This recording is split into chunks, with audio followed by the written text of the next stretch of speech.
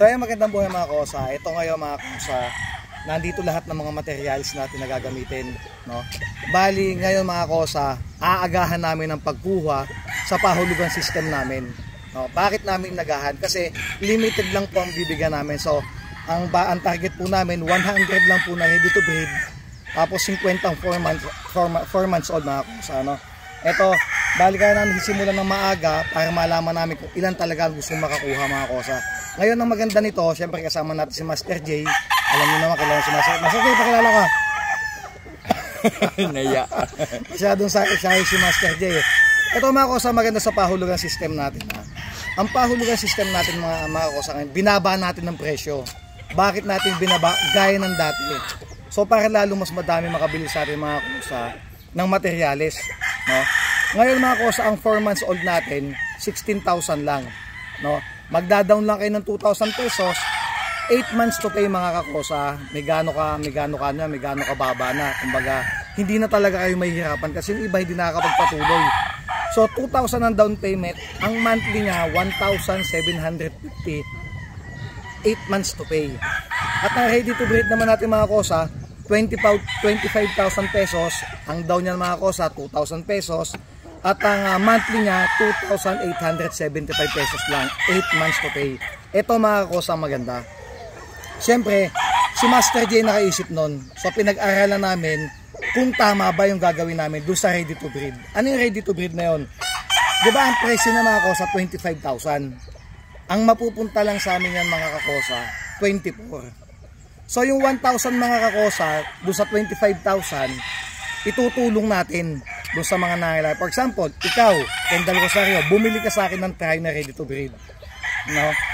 So nabayadan mo yung 25,000, ibabalik ko sa yung 1,000. Pero itutulong natin yon sa mga kapuspalad. Ano yung kapuspalad? For example, nag-aaral yung bata, walang pambili ng ballpen, papel, etc. O yung matanda na homeless na walang makain. So ang kailangan lang namin mga kakosa, yung munting video kahit 30 seconds na ibinili nyo sila ng ballpen, ibinili nyo kung ano man, o ibinigay nyo sa matanda na yung cash mismo. Oo, yung cash mismo ibibigay nyo talaga. Ano mo yung mga yung nanlilimos. O mga may edad. Okay, may mga edad. May maintenance. Ayan. Na mga gamot. So, kahit maliit lang yun na halaga, pero kahit papano, makakatulong. Yun na maganda. So si Master J nakaisip nun. No, 24 lang ang babayaran nila sa'yo, boss. Ang 1,000, mapupunta doon sa tutulungan. Sa matutulungan natin. Yung kung mas okay sana, kung pabor, kung okay lang din sa kanila, mas maganda hindi ka mag-anak nila. Oo, yun lang hinihiling siyempre ni Master na kasi kung kamag-anak nila, naintindihan naman natin na may mga kamag-anak din tayo na nangangailangan, di ba? Pero siyempre may pera-pera naman sila siguro, pwede naman nila na matulungan yung kamag-anak nila na personal nila. Tama mas din maganda yung mga malayo-layo lang na side aid yung hindi ka ano-ano. O yung hindi ka ano-ano, para at least galing din sa kalooban nila na kasali sila sa nakatulong sa kapwa din nila. Tama. Pwede din. Tama nga yun. So, nakabili sila ng material, may maayos na material, mababang presyo, nakatulong pa sa kapwa, di ba? Yun. Oo. Tama din. So yan, isipin na mga kosa, although 1,000 pesos, pero wag natin langan yung 1,000. Kasi for example, may umorder sa amin na 400 trios. Di ba 400,000 yung mawawala sa akin? Kasi 1,000 ang isang ready to breed, pero bali wala sa amin yan. Handa pa din kami, kung kikita kami, handa pa din kami tumulong at makapag-share ng blessing sa amin next season. Dahil syempre nasa ako syempre yung si Master J, yung nagbibideo natin, videographer, si Kendall Rosario, siya nagbibideo kasi ayaw sumama sa amin dito sa video, no? So yun lang, bali napakasimple na mga kosa. Ulitin natin, ang 4 months old natin is 16,000, ang down yan 2,000, ang monthly 8 months to pay 1,750, at ang ready to breed natin mga kosa 25,000, 2,000 ang down, 2,875 ang monthly niya, no? Ito naman mga kakosa ang sasabihin ko sa inyo. So ngayon medyo maghihigpit tayo. Talagang mauobliga kayo mga kakosa, dahil kaya ginawa kong 8 months to pay, napakaliit naman ang babayadan nyo na. Ito passing tabi ako sa inyo, wag sana magagalit sa akin. Ngayon, pag sa 2 months mga kakosa na hindi kayo nakahulog, ipupurpit ko ang bayad nyo. Bakit? Kasi may ibang gusto makapasok, hindi makapasok dahil sa inyo na hindi nakakabayad. Sana naman maintindihan nyo ako sa bagay niyo kasi madami na rin pangyayaring nangyari sa akin na hindi na nakabayad. No? Ulitin ko, magpupurpit na si Kakosa. Siguro naman mga Kakosa, sa 2 months, napakahaba na nun. Hindi tayo katulad ng iba na pag 2 beses na hindi nakahulog, pinupurpit na nila. No? Tayo, 2 months ang ibibigay natin. Matik na yun, automatically talaga yun na profit kayo, 2 months kayo hindi nakatulog. Yan, ano pa pwede natin sabihin, Master J? Sa breeding natin, sabihin natin anong may papangako natin. Hindi man natin ma 100% basta yung meron tayong magandang maibigay. Sa breeding natin, boss, ako talaga, bago lang ko dito sa iyo ngayon. Pero ako siyempre laging ipapangako ko sa abot na makakaya, gagampanan talaga natin ang obligasyon namin bilang isang breeder empleyado. Ang sa akin naman, siyempre hindi naman sa yung nagkukupal-kupal. Kung sa experience na sa pagbibreeding, ako kahit kay Idol Ruel sa Sabong Pinas, 5 years ako doon. Ako din ang breeder doon. Okay, direct to the point natin sabihin na ilan ang binread mo kay Sabong Pinas dati? Every year, siyempre libuhan lagi yun. 3,000 plus, 3,000 something, 4,000 plus. So ilan ang binubuhay mo doon dati? Nakakabuhay talaga tayo doon nang lalagpas ng estimated 80% something or napakaganda nun. Higit pa doon. Ay mga Kakosa, ito kahit si Idol Ruel, sa mga vlog niya, kahit pa paano, lagi din naman tayo nababanggit doon dati na isa din ako sa naging haligi na nakatulong sa Sabong Pinas at siya din nakatulong din siyempre sa akin napakarami. Isa siya sa saksi na talagang nakakabuhay ka ng mga ibinread nyo dati na naipamigay sa iba't ibang sulok ng Pilipinas. Pero nitong January 2025 nagbakasyon ko, nagpahinga at saka nakapagpahinga doon ng ilang buwan. Tapos ngayon dito naman sa iyo at saka alam niya din naman yan mga Kakosa sa mga nagtatanong kasi baka nagugulat kayo bakit yung dating breeder na SPI na kay Kakosa. So sa madalit sabi mga Kakosa, wala naman na kaming problema ni Paring Ruel Amano. Sa katunayan, hintayin nyo ako dyan May 25 sa release. Nandyan ako sa releasing ni Paring Ruel Amano or Sabong Pinas mga Kakosa. Okay kami. So ito na mga Kakosa, sana intindihin nyo ng ayos yung panoodin nyo talaga paulit-ulit kung paano yung sistema namin ngayon mga Kakosa. Sa aming pahulugan system, mura na, quality pa, makakatulong pa tayo sa kapwa. At ito Boss Kendall, pakita naman natin. Pakita natin yung ating mga gagamitin. So mga Kakosa, ito yung mga gagamitin namin. No? Dito tayo mag-start. Ito mga Kakosa, pakita mo Kendall mga ba. Ito si Super Bullet. So si Super Bullet mga Kakosa, yan ang main ko. So lahat ito main to, 5 to. Bali mga winner natin mga Kakosa ang WPs yan. Ayan. Kaya puro stone yan. Stone. Ayan. Pakita mo ako Boss Kendall. So mga Kakosa, bakit ang dami kong Super Bullet na nakalatag? Paano masasabi ko kasi mga Kakosa, almost 70% ang order sa akin is bullet. Yung sa mga nakakakilala sa akin, talagang bullet ang hinahabol nila. So anong napapansin niyo mga Kakosa? Ayan, bakit magkamukha silang dalawa? So silang magkapatid, F1, yan ang mga gagamitin natin. Ayan, katulad dito, mga Kakosa, F1 yan, magkapatid silang gagamitin ko. Ito, yung bong blues natin. Ayan. Ayan, kaya magkamukha sila, kasi magkapatid yung gagamitin natin. At ito, straight coat natin na Bartegid na Super Bullet. Ayan. Pakita naman natin Boss Kendall yung part na to. Siyempre, mga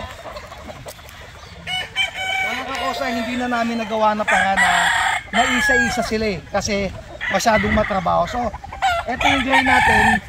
Ito yung siyam na magkakapatid, 8 nanalo. So ngayon, dahil gusto ni Master J ng gray, bibili tayo kay Karichua, tama ba ako? Karichua, boss. Bibili tayo kay Karichua ng 6 na babae. Ito-cross natin dito sa gray ko, sa Frosty Rigo. At siyempre, ang ating province white, ayan, bakit isa lang nakalagay dito? Kasi ang dami na, for example, kasi nandun yung iba. So ngayon, isa lang nilagay ko dito. At ito na mga Kakosa, ito na yung mga red natin. So kompleto tayo, meron tayong Boston sweater, meron tayong Golden Bay sweater, meron tayong 5K sweater, Yellow Legged Hatch, meron tayo, at syempre yung Golden Monkey natin na proven. Yan, pakita mo. Ayan. kosa. At syempre ang blues natin, hindi mawawala ang blues natin mga kosa. At yan mga probe natin. Kahit ang basta itong part na to, hindi lang namin mga kakosa, may isa-isa na. Kasi kesa isa-isahin pa namin, mas maganda pa yung ganito. Na nakikita nyo din yung tindig nila. O yung tayo. Bakit nakalimutan namin ang block namin dito? Ba't wala ang block? Ayan. Sige pare, pakita mo yan. Yan ang mga gagamit tayong materyales. Tapos ganda, okay na. Ito mo kayo. Mga kosa, ito naman yung ilan sa mga babae namin gagamitin. Yan, pakita mo. Huwag mo nang ilapit doon, pakita mo yung ganyan. Mga kosa, hindi lang ito gagamitin namin. Gagamit kami mga kakosa ng 250 heads na babae dahil kailangan namin magdami. Dalawang 250. Oo, dami.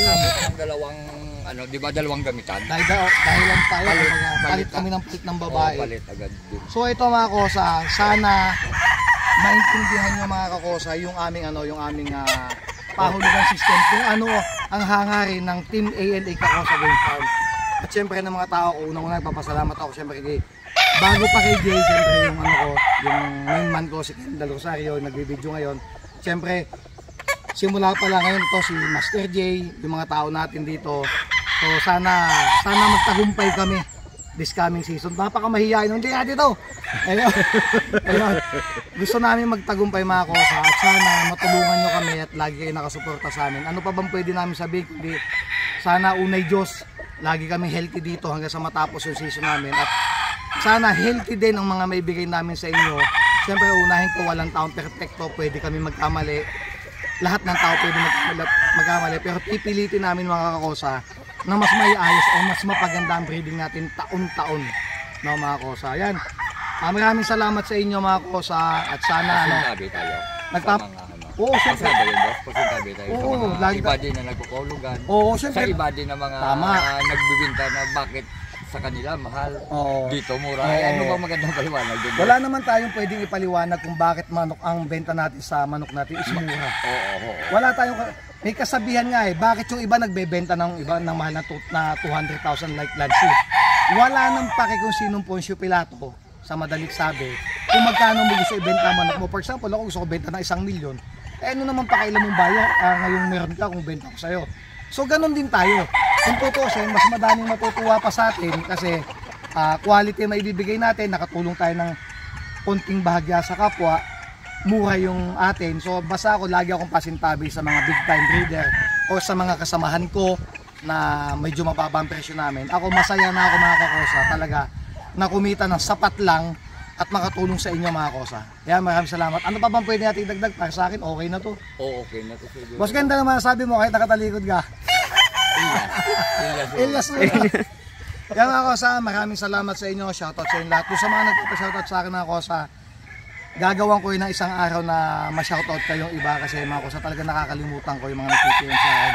Salamat sa patuloy na pagsuporta dito sa amin sa Team Kakosa Game Farm. At sana abangan yung mga laban namin ngayong stagan, siyempre SP, meron ako abang Sabong Pinas. Nang excuse ng suggestion ko sana, kung basado sa'yo. Oo.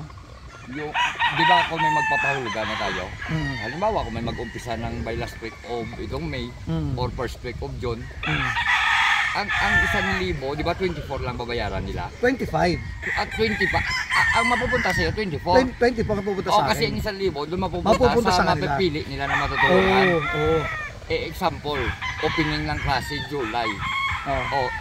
Ang 1,000 kung makabigay sila video, may ibigay doon sa dapat matulungan kasi yun ang mga pangangailangan na kailangan makabili ng school supply, di ba? Bakit antayin natin na matapos sila na makapully paid? Kailangan natin tapusin muna. Kasi ang usapan, kailangan tapusin talaga. Siyempre, hindi mo masabi kung matatapos sila. Instead, laging tatapusin muna. Tapos muna bago natin ibigay sa kanila. Bago sila may mapili or may maano na maibigay yun. Para mas malinaw din sa kanila. Lagi sa tapos tayo. Lagi sa tapos tayo bago natin ibigay. Fully paid. Tsaka natin ibibigay sa kanila. Ang gagawin naman natin, yung last na hulog nila is bawas na. Bawas na yan. Para mas mali, ang ibig ko lang sabihin doon, boss, maliit lang naman yung sistema. At least mas malinaw. Mas malinaw. Lagi mas malinaw. Basta ang mahalaga, ibibigay natin yung perang yun, ng 1,000 piso dun sa bumili sa atin na kliyente at silang bahalang magbigay. Kailangan lang natin na may sila din bahala mamili. Bahala sila kahit sinong piliin nila. Wala na tayong kumbaga labas na tayo doon basta meron tayong 30 seconds man lang na video na sa katunayan na proof na talagang sila ay binigay nila yung perang yun. Oo.